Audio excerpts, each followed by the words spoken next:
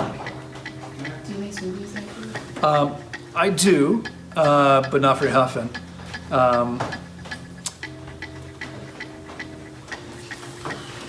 Well, in mango season, if we have a lot of mangoes, we had a beautiful mango tree. It was about 75 years old. We had to cut it down because it died. It died because the guy that originally built this building put a big concrete floor around the tree over the roots. That kills the tree. And a bench, concrete bench, poured right around the tree itself, around the trunk. So we killed the tree. And it bore fruit the first 2 or 3 years I was here, and then that was it. But in mango season, that tree was producing 50 mangoes a day. We couldn't eat them all. So, I might do a smoothie every once in a while. We would freeze some for ice cream. We still do that in mango season, even if we're not producing them all ourselves yet. But for me, smoothies are always compromises because the food is processed. You put it in the blender, and what's happening? You cut an apple in half, and what happens to the exposed surfaces of the apple? Oxidation. Okay, what do you think happens if you put the same apple in a blender and tear it up into a million tiny pieces? A lot more oxidation. Make sense? So it's a compromise. Oxidation means oxygen is actually destroying the nutrients. Okay, so blended foods have far less value than fresh whole food. So every once in a while it's fun to do a smoothie or it feels good, but it's definitely far inferior to eating whole food. If you were gonna drink one, if I was gonna drink one, which is the lesser of the two evils? That's what I'm saying. I'm sorry, and my options are? Smoothies, which is like blending everything together, versus juicing, which is just getting the pulp out. And Yeah, having the juice. well, I think people have a harder time with smoothies. I mean, theoretically, you'd think it'd be better because it includes everything, but you don't chew it up, you swallow it, you can't digest it. I don't really think smoothies are a very good idea most of the time. I'll still have one once in a while because it tastes good and it's a special thing. Like the same way I'll go have a raw vegan ice cream or even a piece of raw vegan chocolate pie. I know it's not optimal, but it'll happen every once in a while. The smoothie will happen every once in a while. Health food? No. Eat the whole food. You can't do better than that. And don't tell me you're going to save time making smoothies or juices. It takes time to do that and to clean up. The easiest thing is to pick up the fruit, hold it to your mouth, take a bite, repeat when necessary. That's going to be your best bet.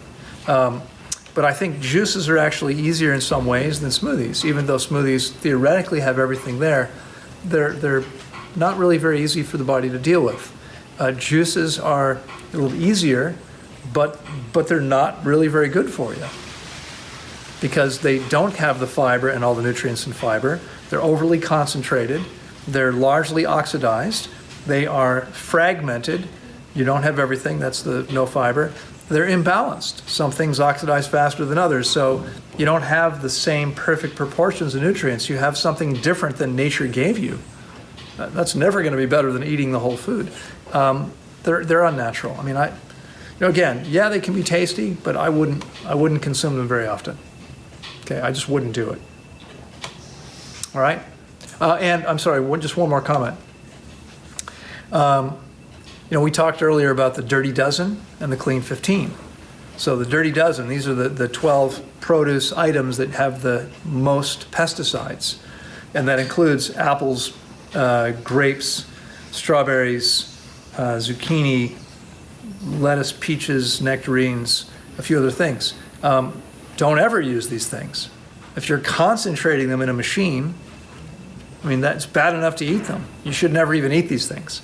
Definitely don't put them in a juice or a smoothie if they're not organic.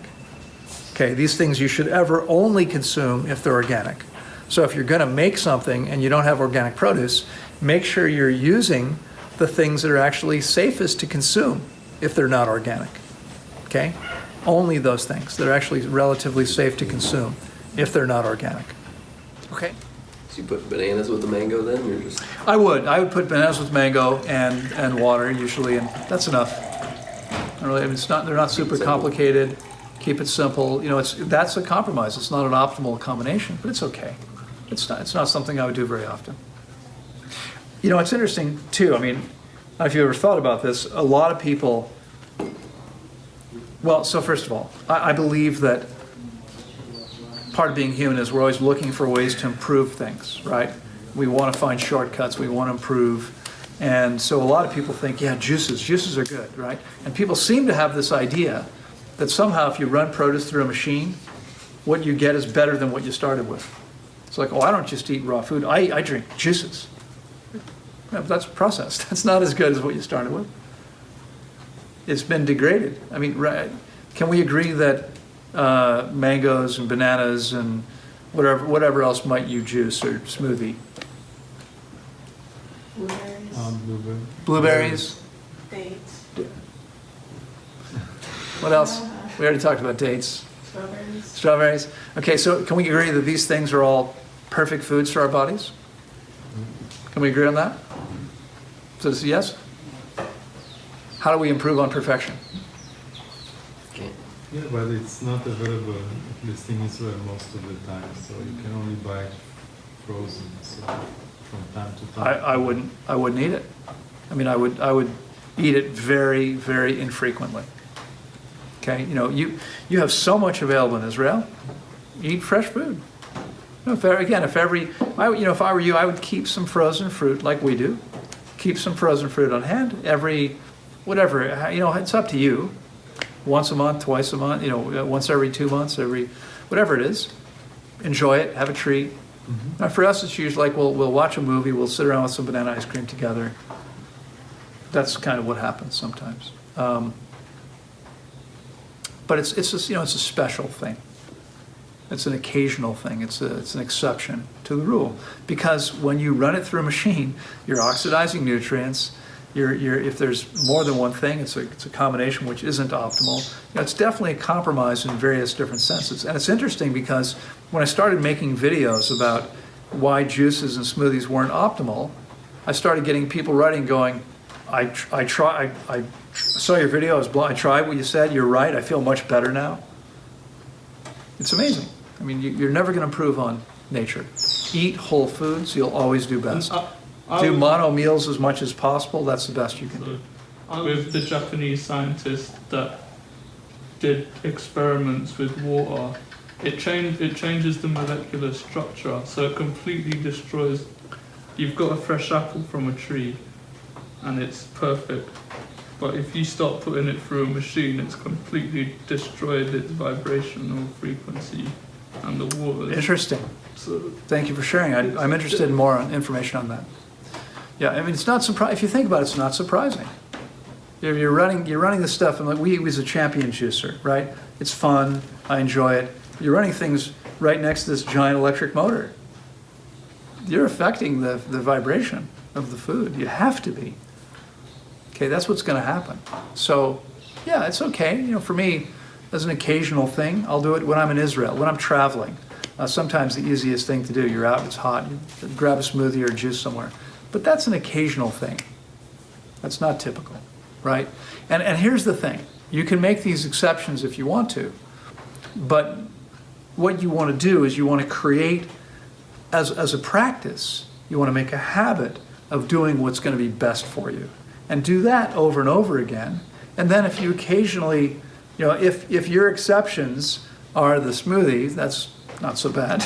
That's such a big deal, right? You know, if your exceptions is McDonald's, then you're going to have a tough time. But you know, first of all, the results you get on a consistent basis are going to depend on the choices you make on a consistent basis. So if you consistently make excellent choices, as we do here, because we don't have a lot of choices, right? Our choices are watermelon, papaya, pineapples, mangoes. Right now, rambutans, bananas. You know, sometimes there might be 10 or 15 things, but that's what we have. That's what we eat over and over again. That's what there is. And if we keep doing that every single day, you're going to feel really good and function really well. And then if your exception is a smoothie or a banana ice cream or even a gourmet raw vegan meal, that's a bigger bump in the road. That's a little harder to recover from. You'll still recover from it okay. Okay, it just depends on what your norm is. That's the bottom line. Okay, what are you doing on a consistent basis?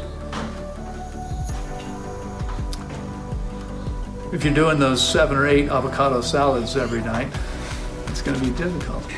And if you're having frozen durian every night, that's going to be hard on the body.